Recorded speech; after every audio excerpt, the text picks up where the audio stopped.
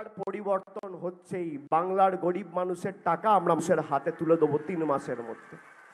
আপনি ভাবুন, কেন্দ্রে ইন্ডিয়ার সরকার আর হুগলিতে রচনা বন্দ্যোপাধ্যায় তৃণমূলের প্রতিনিধি, আর রাজ্যে মমতা বন্দ্যোপাধ্যায়, আর আপনাদের সামনে দাঁড়িয়ে ধনিয়াখালীর সার্বিক উন্নয়নের দায়িত্ব নিয়ে যাচ্ছে অভিষেক বন্দ্যোপাধ্যায়।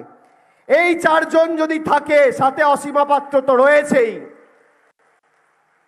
এই 4 জন 5 জন যদি থাকে, তাহলে কে আপনাকে আপনার অধিকার থেকে বঞ্চিত করে রাখতে পারবে? কেউ পারবে? ক্ষমতা আছে?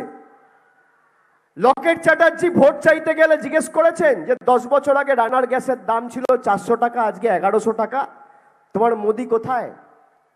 লকেট চ্যাটার্জিকে জিজ্ঞেস করেছেন মুগ মুসুরের ডাল 10 বছর আগে 2014 সালে দাম ছিল 60 টাকা 65 টাকা, আজকে তার দাম 160 টাকা 70 টাকা।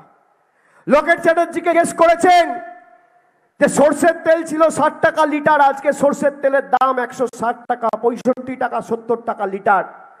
লকেট চ্যাটার্জিকে জিজ্ঞেস করবেন কেরোসিন ছিল 10 বছর আগে 17 টাকা লিটার, আজকে কেরোসিনের দাম 70 টাকা লিটার। লকেট চ্যাটার্জিকে জিজ্ঞেস করবেন চা পাতা ছিল 110 টাকা কেজি, আজকে চা পাতার দাম 280 টাকা কেজি। দুধ ছিল 20 টাকা লিটার, আজকে দুধের দাম 60 টাকা লিটার। বাজারে একটা ডিম কিনতে গেলে একটা ডিমের দাম ছিল 2.5 টাকা, আজকে একটা ডিমের দাম 7 টাকা। পেট্রোল ছিল 50 টাকা, আজকে পেট্রোল 100 টাকা। ডিজেল ছিল 40 টাকা, আজকে 93 টাকা। পাতি লেবু 170 টাকা 75 টাকা কেজি। রসুন ছিল 2014 সালে 70 টাকা কেজি, আজকে রসুনের দাম 430 টাকা কেজি। গরিব মায়েরা রান্নায় জিরে ব্যবহার করেন। লকেট চ্যাটার্জি আর নরেন্দ্র মোদীর জনবিরোধী কেন্দ্রের সরকার এই জিরের উপর 18% জিএসটি দিয়েছে। আর বড় লোকদের বাড়িতে হিরে থাকে, সেই হিরের উপর জিএসটি হচ্ছে 0। এই সরকার পুঁজিপতিদের সরকার, এই সরকার ধনীদের সরকার, আর মামাটি মানুষের সরকার, গরিবদের সরকার। নরেন্দ্র মোদী আপনাকে 1200 টাকায় গ্যাস দিচ্ছে, আর মমতা বন্দ্যোপাধ্যায় আপনাকে প্রতি মাসে 12 টাকা লক্ষ্মীর ভান্ডার দিচ্ছে। পার্থক্য পরিষ্কার। একদিকে আমাদের সরকার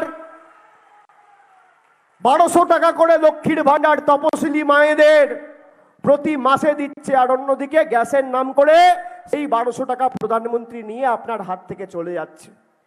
আপনি জানেন দেশের প্রধানমন্ত্রী আর দেশের উপরাষ্ট্রপতির বাসভবন তৈরি হবে, তার জন্য খরচা হচ্ছে 20,000 কোটি, আর আপনার মাথার ছাদ 1,20,000 40,000 টাকা করে দেওয়ার কথা, সেটাও দিচ্ছে না।